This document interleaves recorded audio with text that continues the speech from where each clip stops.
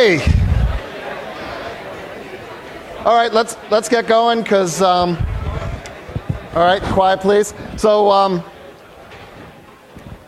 I was a little behind last time, so I want to make sure I get through a few things. So we're going to do a quick news article here. Basically, it's an article that came out in the New York Times, I believe today, basically just saying that surprisingly the growth in capacity of data centers in the world is growing. Data centers don't realize that there's a recession. So there's no global downturn if you're in the data center business. And frankly, if you look in Soda Hall and you see the list of companies that are trying to recruit computer science people, you realize that there's not really much of a global slowdown at all in the computer industry as a whole. Do you have your clicker? Oh, thank you, man. Oh, good. So one thing, that picture, if you look at the article, it's very cool. That's Google's latest data center. It's built way up in the north in Finland, where you don't have to pay much extra for cooling, and that's what people are doing with data centers. Okay, so what I want to do today is really I want to wrap up the cache discussion, and then on Friday we'll be back with Dan. We'll have some videos, more jokes. He'll talk faster than I do. You guys it'll be better, believe me. So we're going to do that starting on Friday. And then, of course, this is the final sprint to the midterm, so we'll talk about that too. All right, so quick review of direct map caches, and then we're going to wrap up. We're going to talk about performance, some ways to make performance better, and then we'll wrap everything up. So, okay, so I showed this picture last time, and it was I had tried to improve it, and that was probably a bad idea. So let me just show you this picture again. So what this picture is, so remember, direct map cache, okay? So that means that any given address in memory can live in exactly one entry in your cache, okay? That's what direct map means. And we're going to see something different than that in a little bit later. So this cache has 256 entries, but it's a little different than what we had seen in the first cache we looked at, in that here, the data in each entry is made up of multiple words. Okay, so in this example, there's 4 words per block. Okay, so now when you get an address, remember we have the tag, we have the tag, the index, and the offset. Here our offset gets split into 2 pieces, and this is the thing I tried to simplify last time, which was not a good idea to simplify. So because our unit that we deal with is a word, words are 4 bytes. So we still use the 2 least significant bits to tell you which byte of the word you're interested in. Okay, but you always go to the cache and get an entire word. Okay, but now our problem is before we could go to the cache when we went to an entry, there was only 1 word there. But now, because we're trying to take advantage of spatial locality, we've got 4 words in each entry. Okay, so when you go to the entry, you got to not only find out, is what you're looking for there, but if the piece of memory you're looking for is there, you got to figure out which word in that 4-word chunk is the one that you want. So what we're going to do then is we're going to use our index bits to find out which entry, right? That's what we always do. And then once we know which entry, then we're going to do 2 things. We're going to use our tag to say, okay, is the thing that's sitting in this entry right now the thing I'm looking for, right? So do the tag bits in the cache entry match the tag bits of my address? Okay, if yes, that's good. You also want to check to see if the valid bit is set, of course. Otherwise, you're looking at garbage. So if both those are true, that's a hit. And then you're only interested in one of these 4 words. So we're going to use these 2 bits. So the least order 2 bits are used for the byte. The next 2 bits tell you which of the 4 words in that cache entry are the one that you're looking for, the one that address is pointing to. So you take those 2 bits, you feed that into this multiplexer here. That's going to select one of these 4 words, and those 32 bits for that word are going to pop out the top. Okay? So 2 things I want you to remember about this picture. One is just the way a direct map cache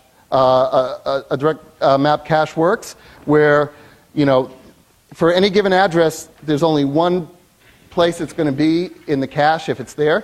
Okay, and you check to see if what's there is what you're looking for by using the tag bits. And then the second thing is, in order to take advantage of spatial locality, like we talked about last time, you might want to put more than one word in your cache entry.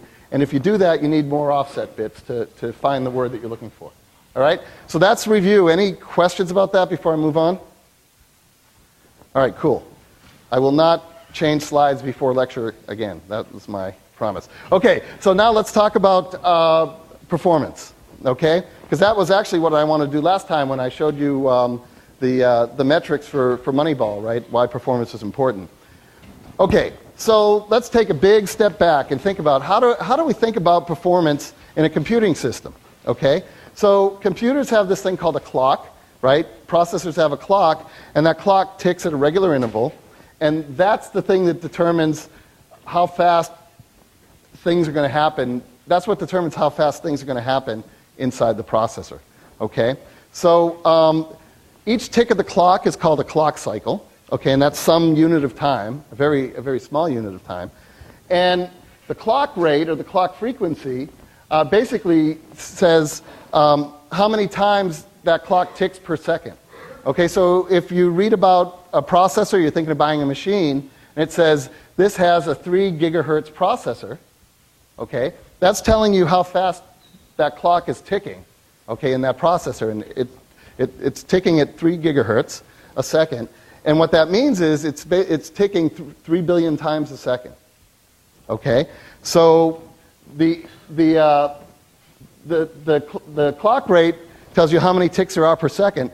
The time it takes for a single tick is just the inverse of that. Okay, so if you have a 3 gigahertz CPU, what that means is each tick is 333 picoseconds, okay, or a third of a nanosecond. Okay, so now when you go out shopping for and you decide do I want to spend an extra $500 to go from 3 gigahertz to 3.2 gigahertz? Well, you can calculate how many picoseconds you're going to save for that $500 and decide if that's worth it. Okay, picosecond goes by pretty quickly. All right, so that's clock speed, okay? Now, if we're only interested in kind of how fast that CPU was ticking would be done, but we're not, right? That's not really very interesting.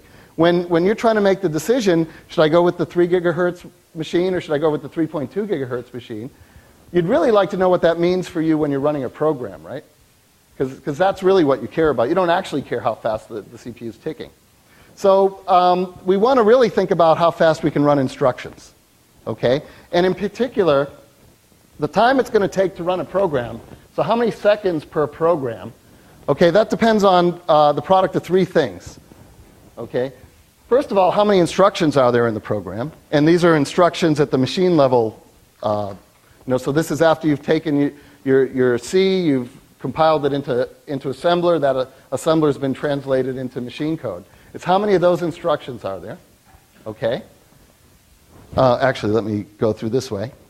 At the end of this thing is just the cycle time. Okay, that's how long a clock tick takes.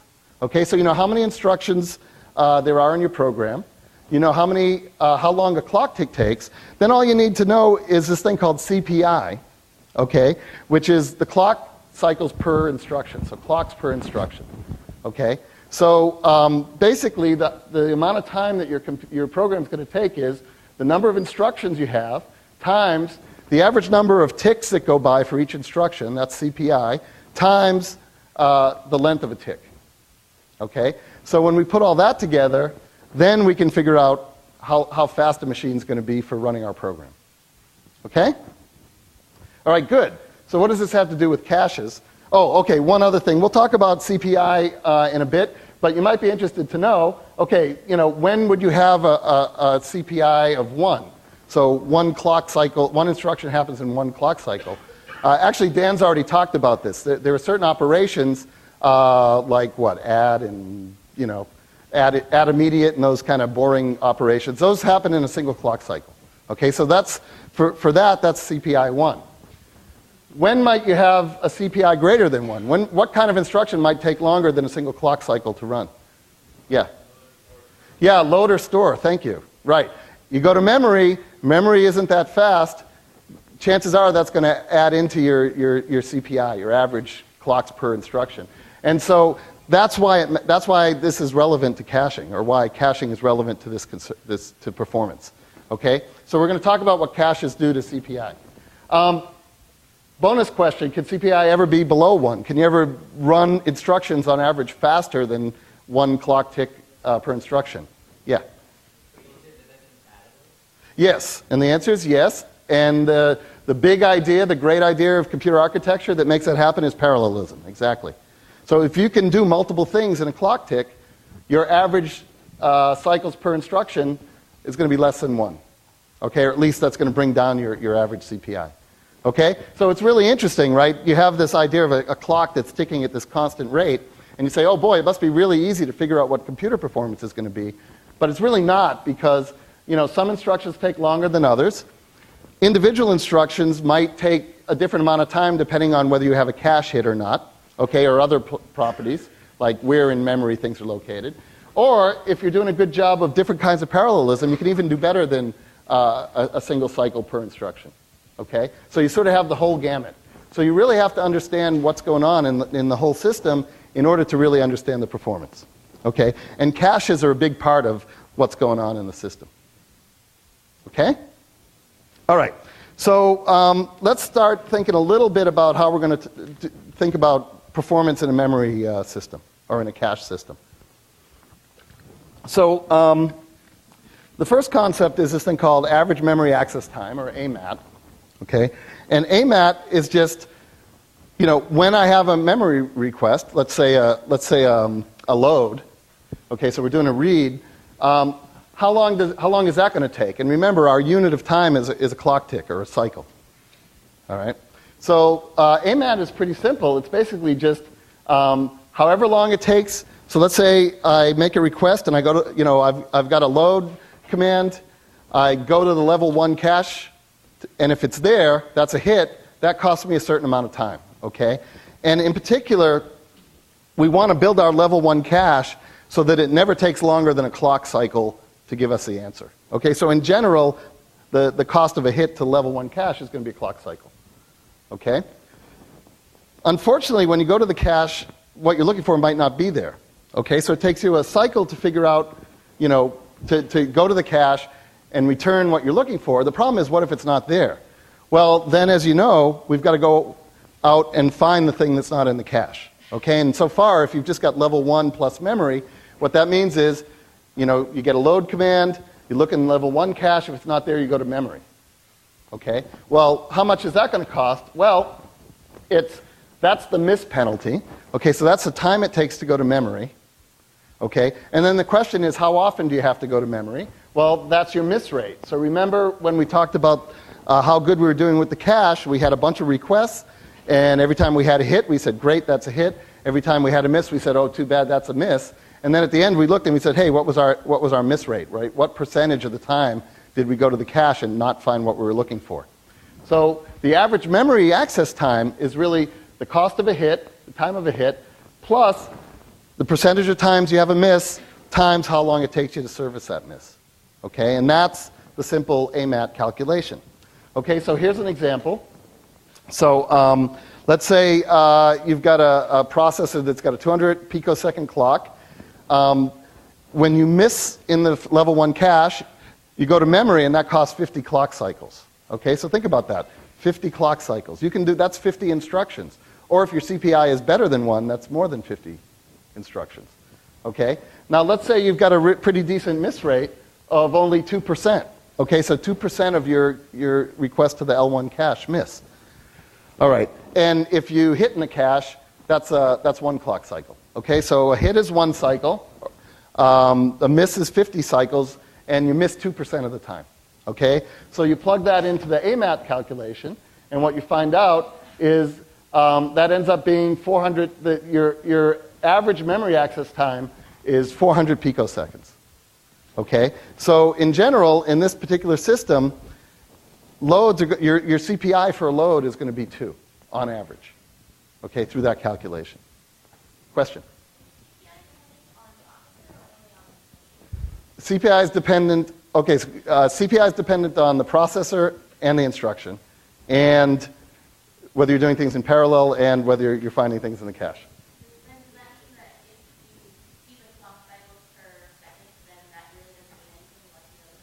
Oh, great question. So that means if I see the clock speed, but I don't know anything else about the machine, does that really tell me anything?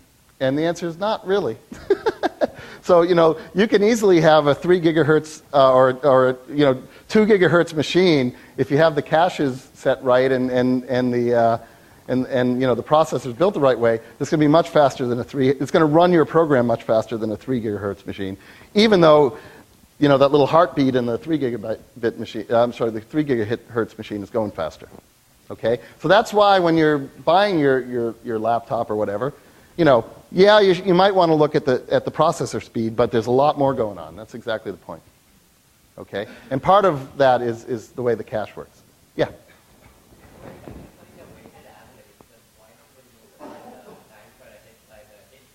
Oh, okay, if we're trying to find a weighted average, why don't we multiply the time per hit by the hit rate? Because the idea is you've got to pay. So this is actually a good question too. You've got to pay the price for a hit anyway. So the price of a hit is look up in the cache and grab the data out. Okay? The cost of a miss is look up in the cache, realize it's not there, go to the next level of the hierarchy, bring it back in, and then bring the data back. So you've got to do all the work you had to do for a hit plus the work for a miss. Yeah? So in this question, if you miss, then the instruction will take 51 clock cycles to actually finish? Well, if you, I'm sorry, in this example? If there's a miss, then it would take 51 clock cycles to... Oh, okay, yes. So in this example, a miss costs 51 clock cycles, a hit costs 1 clock cycle. Absolutely. Yeah. Okay, great. So, so then you say, okay, well, maybe what I'll do is I'll make the cache bigger. Okay, and maybe that's going to help. And, the answer is maybe it will. And so if you make the cache bigger, chances are you'll have a lower miss rate, at least up until a certain size cache. Okay, so as you can keep more in the cache, the chance of finding what you want is better. That means your chance of a miss is less, which means your miss rate goes down. But there is a negative effect, and I might have actually confused people a little bit last time. There is a slight effect that if you make the cache bigger, the time it takes to look up things in the cache can take a little longer. Okay, so, because remember, you've got a certain number of index bits, and if you grow the cache by adding more entries, your index has to be more bits. And it takes it slightly longer to decode those more bits. Okay, but in general, if your level 1 cache returns, if your cost of a hit in level 1 is less than or equal to a clock cycle, you're okay. All right? So this effect of a bigger cache is not really the access time cost of having a bigger cache for reasonable cache sizes isn't really a big deal. Okay? The other thing, as we talked about last time, okay. Well, anyway, there's a trade-off. There's another way you can grow the cache, but we'll just talk about that later. All right. So that's AMAT, but AMAT doesn't quite answer our question. Okay.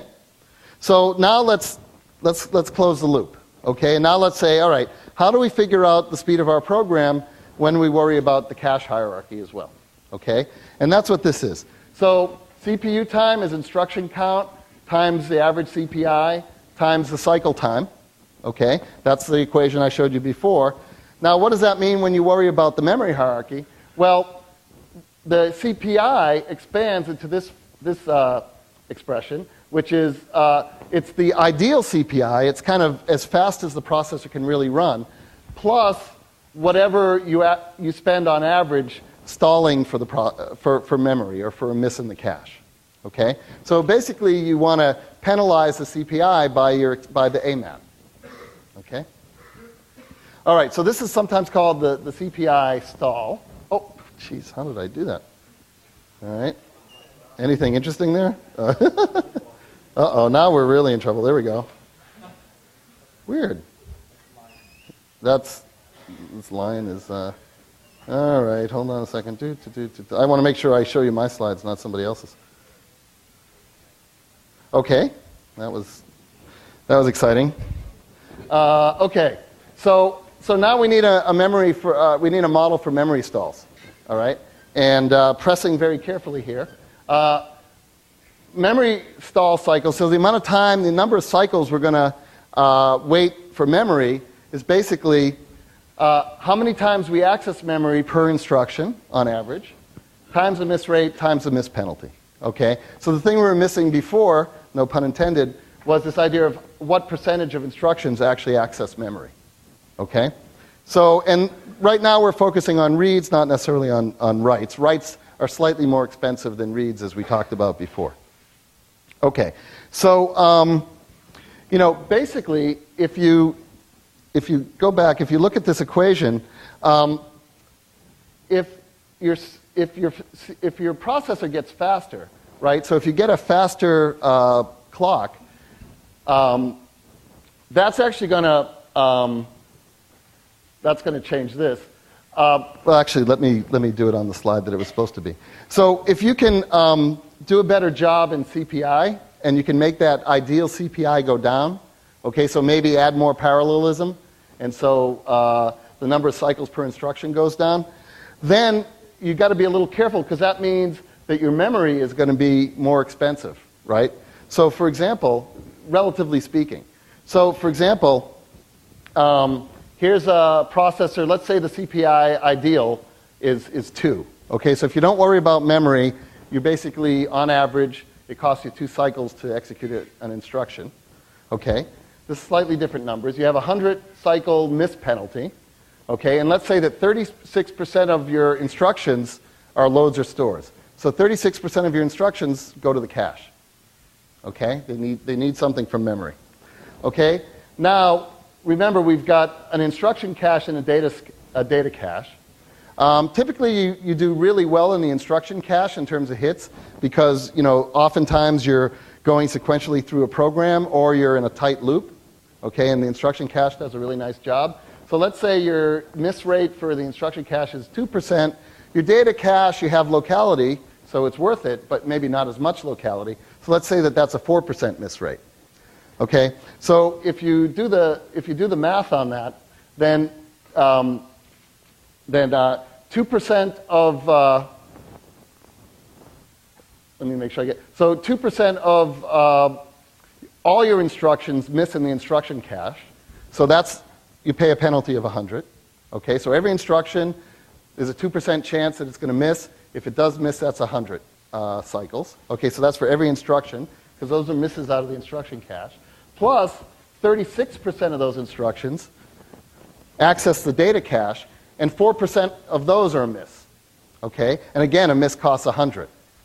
All right, so if you multiply all that out, you end up with a stall cycle of 3.44. Okay, so on average, the average instruction sees 3.44 cycles of delay because of the memory hierarchy. Okay, if you could keep everything, all your data was in level 1 cache, that number would be 0, or maybe it'd be 1. I think it'd be no, it'd be fine. It'd be 0. So so if you think about it, your ideal CPI is 2. You're paying on every instruction a penalty of almost 3.5 because of the memory tax. Okay, so the memory, the fact that you can't fit everything in level 1 is costing you almost a factor of 2 more than sort of the native speed of the processor. Okay, so that's a big cost. Okay, and that's why we spend a lot of time on designing the cache hierarchy and making things try to go faster. Now, if the CPI ideal goes down to 1, okay, so let's say you do some tricks with parallelism and get that CPI down, the system's going to run faster, but as a percentage, this memory cost is a higher percentage, right? So now the cost of memory for every instruction is more than 3 what the cost of the CPU is. Okay? So, as processor gets faster, it becomes more and more important to do a better job of managing your memory. Okay, that's the main lesson there.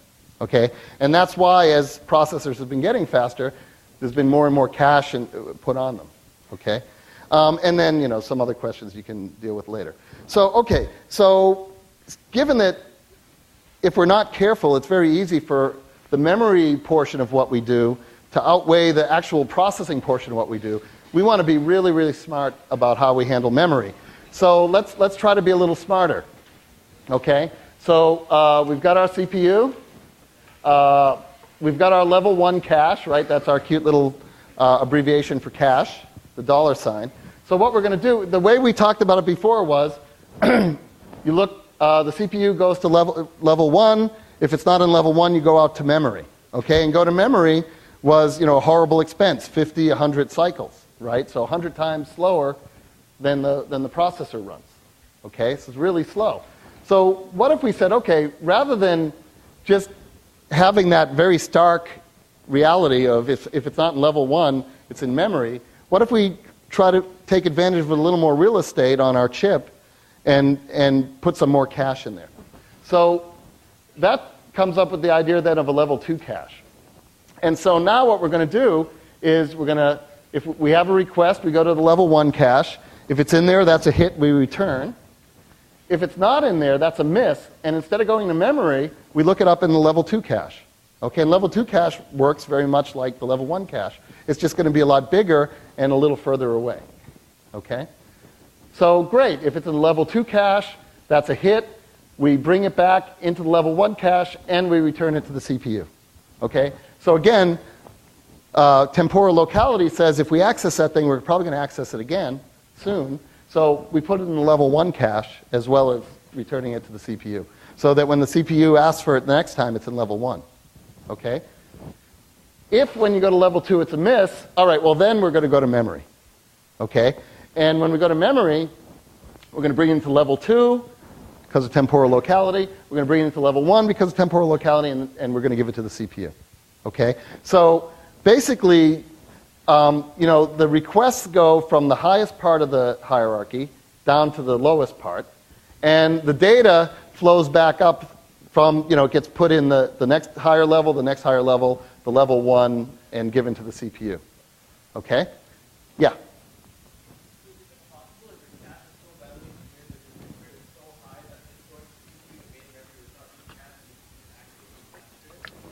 Okay, that's a really good question. So if I built the world's worst caching system, and I didn't have temporal locality, and I didn't have spatial locality, would I be better off just going straight to memory? And I think the answer is yes, but the chance of you being able to build such a bad cache is virtually zero.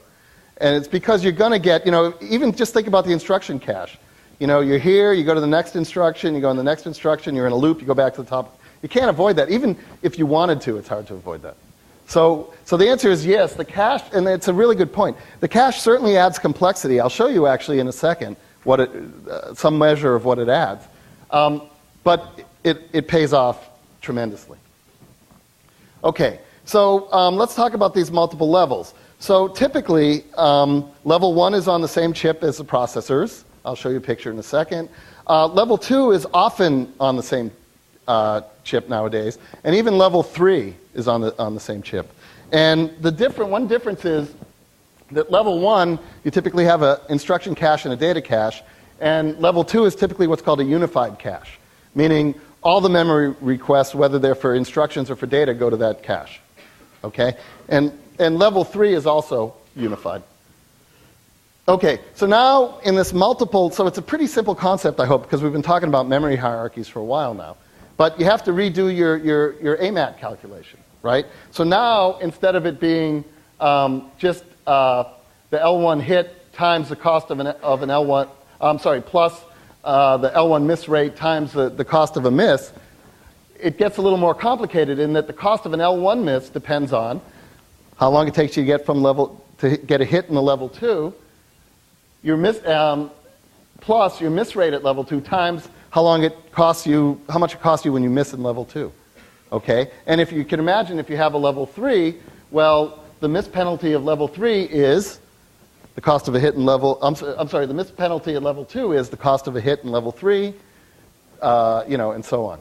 Right? So you can just stack these things up to calculate your AMAT in one of these multi-level caches. Okay? So let's look at a new example. So we've got two-level cache. Cost of a hit in level 1 costs you 1 cycle. Okay, 2% miss rate. Cost of a hit in level 2 costs you 5 clock cycles, 5% miss rate. Okay, because remember, as you get further from the processor, you know, your locality, you're already at the top of the heap. You're really taking advantage of most of the locality. So as you go away from there, you're sort of getting that next level of locality. It starts to be like secondary effects. So even though the L2 cache is bigger, chances are, because you have less locality for the requests that that don't get satisfied by level 1, chances are your hit rate's going to be worse than level 1, even though it's a bigger cache. Okay? So let's say you have this setup. Let's say to get to main memory, it costs 100 clock cycles. Okay? So 1 cycle for L1, 5 cycles for L2, 100 cycles for memory. Okay? If you didn't have an L2 cache, then our AMAT is the cost of a hit times 2% times the cost of going to memory. So that's 3. That's a cost of 3 cycles, average memory access time. If you have this L2 cache, it's a miracle. Okay? It's the cost of a hit in level 1 times the 2% of the times you miss in level 1 times the cost of a miss in level 1. Well, what's that? That's the cost of a hit at level 2 plus the miss rate at level 2 times the cost of getting it out of memory. Because if it ain't in level 2, you go into memory. That, just by adding that level 2 cache, you go down from an AMAT of 3 to an AMAT of 1.2. And if your CPI ideal is something like 1, that's a huge difference, right? That's a tremendous speed up in the speed of your program. Okay, so that's why people build systems with multiple levels of cache. So this picture isn't in your handout, and I'll tell you why in a second. The picture in your handout actually came from the book, and it turns out it's wrong. And I verified this with one of the co-authors of the book who sits next to me. So he gave me this picture instead. So this is the Nehalem processor, which is not anymore the latest, greatest Intel processor, but it's pretty good. If you buy an expensive server with Intel chips, you'll have these in it, chances are. Okay? So that's the die. That's what the chip looks like. What's going on in there?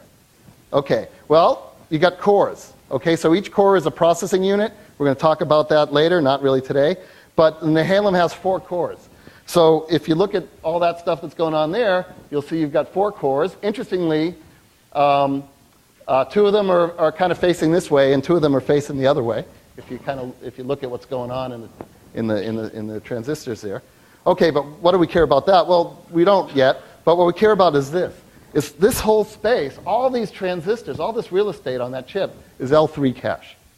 Okay? So we're not just talking in this class about some sort of theoretical construction. You know, that's if you pop the top off of your processor chip, which I strongly recommend you don't do, that's what you'd see. Okay, so that's level 3. Okay, what happened to level 2 and level 1? And this is where this picture differs from what's in the book. There's some other stuff like memory, and we'll worry about that later. Okay, let's look at one of those cores. So now we're zooming in on one of those cores. Okay, what's going on there? Well, we've got a bunch of real estate we're going to use for our execution units. And oh, look at that. There's the level 1 instruction cache. Okay? And there's the level 1 data cache. Okay, and I said to Professor Pattison, how do you know that that's where they are? And he said, well, somebody at Intel told me that's what they were. So, you know, this might be totally wrong. It might be, you know, no better than what's in the book. But in the book, the one that's in your handout, it shows level 2 being shared, and it's not. Level 2 is sitting in that core. So, you know, basically, your processor's zipping away. When it needs to go to memory, it says, hey, you got any data for me in level 1? If it does, it returns right away. If it doesn't, you go all the way to level 2, right? If it does, you return. If it's not in level 2, you go all the way to the shared level 3, okay?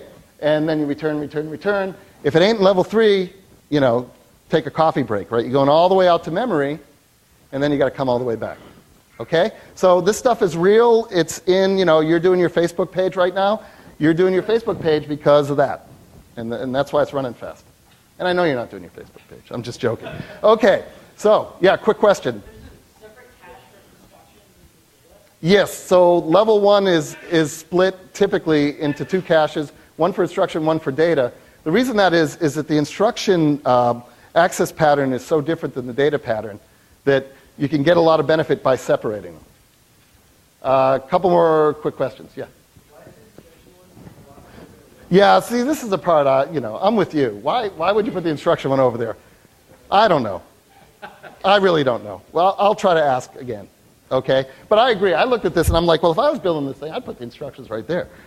But, okay. So this might be off by, but you get the, think of it as an artist's representation. Yeah? What does the rest of the chip do? I purposely took that out so that people wouldn't ask me about it. So you'll see this picture again towards the end of the semester, and it'll have all the rest of it filled in. But basically, it's doing branch prediction, it's doing some math, it's doing a bunch of stuff. It's playing around with addresses, it's doing virtual memory, it's doing a lot of stuff. Okay, do you have something you want to? Okay. Oh, okay, good. Yeah, thank you. So the controller is kind of over here, and that's why the instructions are over there. So we'll see it later. Okay, so Professor Garcia thinks that this is actually okay. And I'm fine either way. Okay.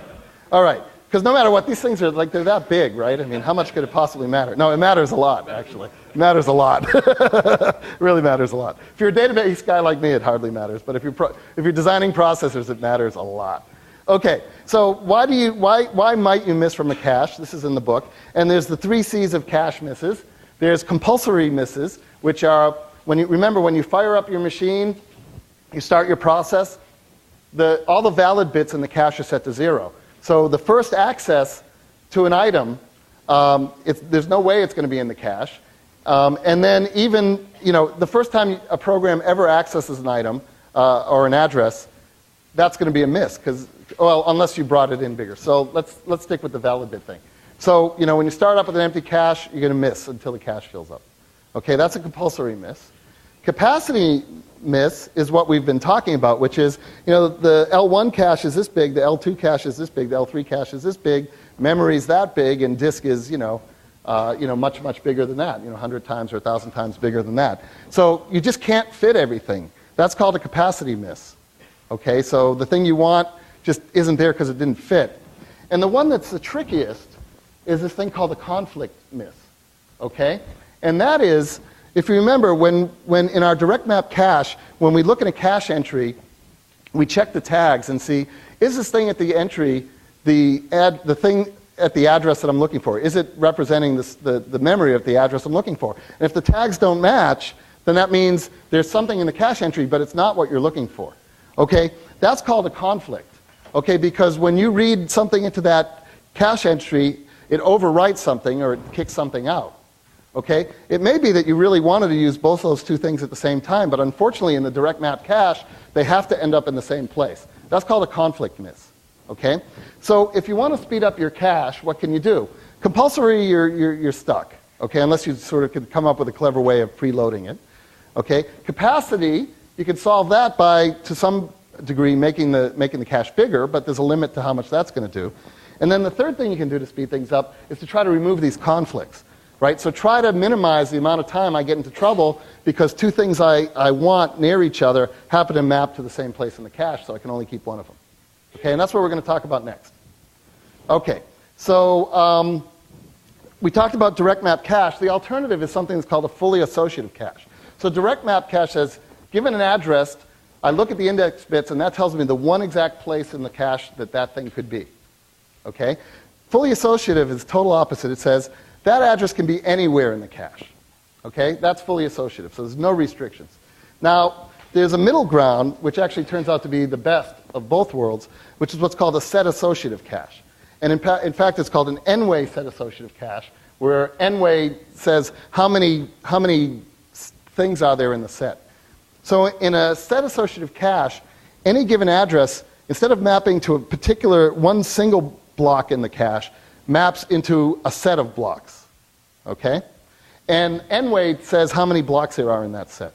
Okay, so I'm going to show you an example, don't worry.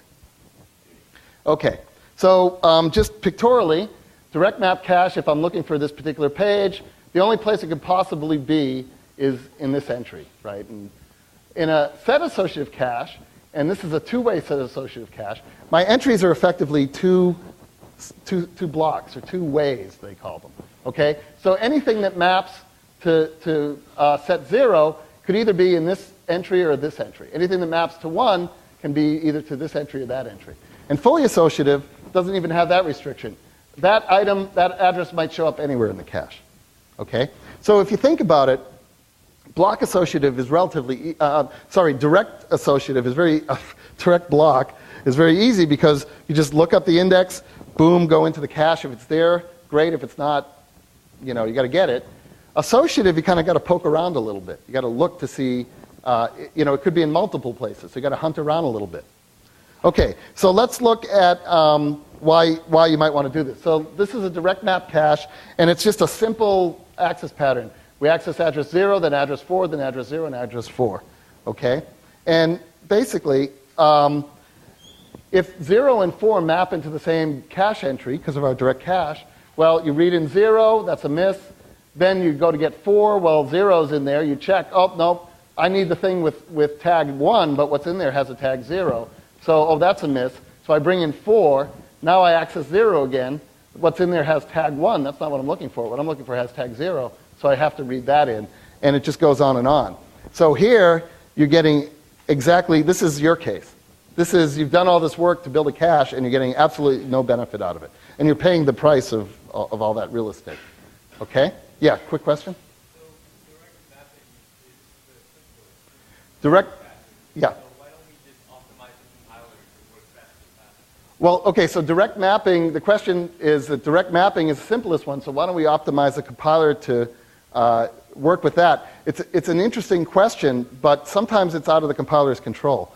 The problem with the direct mapping is, given an address, it can only go to one place. And you could think of clever compiler tricks to try to, do the right stride of your instructions and all that so that things would work. But once you get to data, that's also totally out of your control. So there's a lot of reasons why it's hard to so it's interesting to think about being smart like that, but it's hard to do. Yeah. Yeah. Yeah, the cache logic is all done by hardware. Right, all these lookups and everything. All right, so let's look at this. So let's solve that problem. Let's do an associative cache.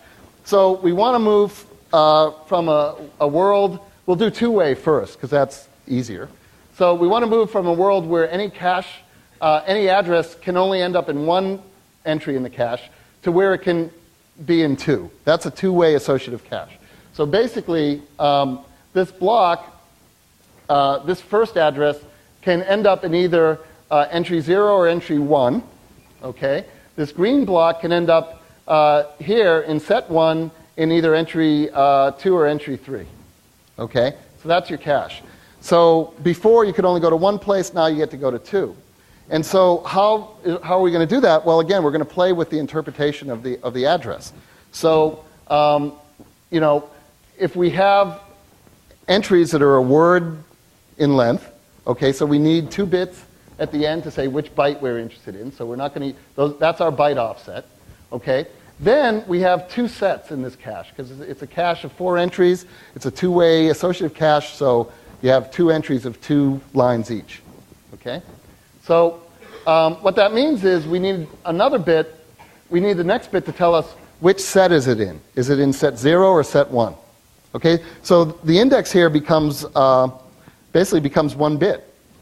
Okay, now you'll notice if we have an address that tells us we belong in set 0, it actually doesn't tell us which one of these it's in. We have to actually look to see if it's in one of those. It could be in either one or none of them. Okay, so we're going to use that next order lower bit to figure out which set we go into, and then the rest of the bits, as usual, are going to be the tag. Okay, so given an address, we ignore the first 2 bits because that tells us about the byte, and we're only interested in words right now. The next bit tells us if we're in set 0 or set 1, and the rest of the bits are the tag. And given the set that we have to go to, we match to see, hey, is tag 000 in there? Is tag 000 in there? If it's not, it's a miss. Okay, if it's in one of them, then it's a hit. Okay, so that's two-way set associative. So now let's do our example again, 040404. Same size cache as before, except instead of treating it as a direct cache with 4 cache entries, we're going to do it as a two-way set associative cache with 2 sets of 2 ways or 2 entries each. Okay? So now we'll do that. So we read 0. 0 belongs in set 0. It's not there. We miss it. We bring it in. Great. Now we read 4. 4, if you do the math, belongs in set 0. So we look in the cache. It's not there, but that's okay. We go out and get it. We still have room, and we bring it in there. Okay? So remember, in the direct cache, we had to kick out page 0. or address 0 and replace it with 4. Here, we have the flexibility because there's a two-way set. So as long as there's room in one of them, we can use it. Okay, great. Now what happens? Ask for 0, it's a hit. Ask for 4, it's a hit. And if you keep doing it, we get a perfect hit rate after the first two compulsory misses. Okay? So we basically solved the conflict case. Okay? And that's really all set associative caches are about. So we went from a hit rate of 0 with the same access pattern and the same cache size. Now we have a hit rate of 75%. Okay? I want to make sure I get through a couple slides, so let me go. Ask me a question after if you want. Okay, so we solved that problem. What's this picture look like for the set associative cache? Okay, well, here's a 4-way set associative cache. Okay? It's got 256 sets of 4 data entries each. Okay? So what do? All right, well, each entry stores a word, so we need those last 2 bits, or the least significant 2 bits, as a byte offset. Okay? Our index, because there's 256 of these guys, is 8 bits. So we use those 8 bits to tell us which set we need to look in. Okay? And now, because it's a 4-way cache, I previously showed you a 2-way, now we'll do a 4-way. So it's a 4-way, there's 4 possible ways, I don't know who made up this terminology, there's 4 possible places that thing might be. And so what you do is you actually check all 4 of those tags, and again, you're right, this is done in hardware, but it takes time. Okay? So you check all 4 of those tags, and you see if any of them match. Now, at most, one of them will. Okay? You also have to check the valid bits, as always. Okay? And if one matches, this is an OR. Okay? Oh, boy. If one of them matches, that's a hit. If 0 of them matches, that's a miss. So if one of them matches, that's a hit. And then this is a multiplexer. You feed all 4 of these words into it, and the one that's selected by the 1 bit here is the one that gets returned. So one of those 4, if there's a hit, one of the 4 will get returned. If there isn't a hit, that's a miss, and you've got to go out and find what you're looking for. Okay? Now, okay, and I'm going to skip this. This is in your notes, but this basically just shows you what happens to the address as you increase the associativity. Basically, as you increase the associativity, your index gets smaller, your tags get bigger. Okay. All right. So when you have a hit, that's how it works. What happens on a miss? On a miss, you've got a decision to make. You've got to decide what to throw away. Okay, and you have a couple choices. We'll talk about 2. One is you pick a random thing to throw away. The other is you say, I'm going to take the one that I used the longest ago and throw that one away. Can anyone say why that might be a good thing to do? That's called least recently used. Yeah. Yeah, temporal locality tells me the thing that I used the longest ago is probably the least likely thing that I'm going to use next. Okay? All right. So how do you implement least recently used? Dan's getting nervous because he has to go to another class, so I actually will finish close on time. It's pretty simple. If you have a 2-way set associative cache, you basically, you're excused if you need to go. If you have a 2-way set associative cache, you need 1 extra bit, okay? And then when you access something in the cache, you set that bit to 1, you set the other bit to 0. Okay? That always tells you the one with the bit set is the one of the 2 that you referenced more recently. That's easy. If you have more than 2-way associative, then you have to play a trick basically where you sort of approximate it. And you basically have a pointer that says, hey, here's the next thing I'm going to replace. If you hit something, you set the bit, and then you move the pointer to something else. Otherwise, you just replace it. And that ends up being a coarse approximation to least recently used. Okay. So in your notes and in the notes we'll post, we're going to talk about, it just shows you how particular caches are organized according to the things we've talked about. So just to wrap this up, we talked about the performance, how you measure the cache performance, how that impacts the actual performance of programs. And then we talked about 2 tricks for making things work better, multi-level and set associativity. And with that, I will let you move.